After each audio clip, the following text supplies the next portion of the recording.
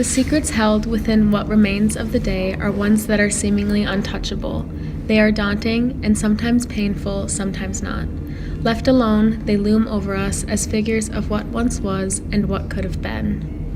These secrets should never be left unchallenged, and as displayed in Ishiguro's Remains of the Days, Stevens, who left individuality behind and never truly gained the ability to see past what is right in front of him, is an example of who we could be if we choose to wait for everything, falling victim to maybes and not quite yet. The entire novel is composed of Stevens reflecting on his past and how his future is constantly digging up once buried memories.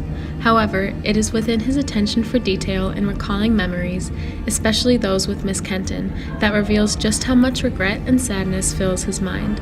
He seems to be trapped in the vicious cycle of repeating moments of his life with Miss Kenton, as if recalling a moment where she questioned him about a book could change his past and bring her back to him.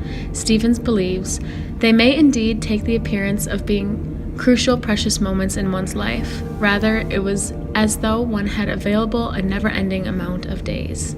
Even in his deep regret for his mistakes manifests in his memories. For example, his story of the silver polish he left behind on the fort, still unsettling him years later. He gets so hung up on his past that it is constantly pausing his present. The heartbreaking reality is that he took away his chances of a fulfilling life outside of his work as a butler when he made his job and his dignity his entire existence. Not only is his regret a subtle motif, his bantering is as well. Overthinking and hesitating are all parts of what makes Stevens himself prevent him from making even the simplest of jokes. Again and again he waits, missing the moments in which he could develop his character further, unable to escape the hole he has dug for himself. From the words of Stevens himself, butlers of my father's generation, I would say, tended to see the world in terms of a ladder. Our generation, I believe, it is accurate to say, viewed the world not as a ladder, but more of a wheel. The use of metaphors such as the comparison of the world and the wheel shows that he does not own the ability to move past the images of his father's view of the world and its work. He is wise and has experience that mixes well with his character. But in the end, not even a metaphor, motif, or witty phrase can save him. Even the tone of the novel diminishes the reader's hope for Stevens further. However, that's where we come in. We always have the potential to determine the tone of our own lives. In the end, it comes down to the ideas prompted by open paths and important questions. When was the last time you walked down a road just for the sake of it? When was the last time you hesitated?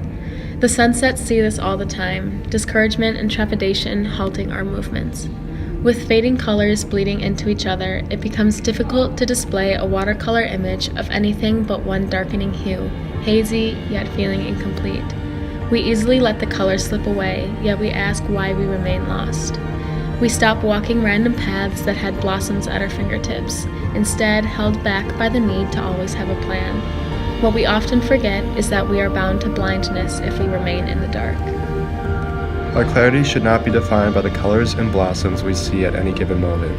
Instead, we should work with the palette we have and design our own path to go beyond what is in front of us. Compromise, create, paint a sunset, cross a field, watch the stars. No roadblock should get in the way of creating life that you want to live. Do the things you love, regardless of what seems to be holding you back. Don't become someone who stops looking out windows. You see, your world is the one that is at your feet. Tell it you are ready, and it will reply. You may only have an idea of what the secret to true happiness is, but I'm pretty sure it starts when you go outside.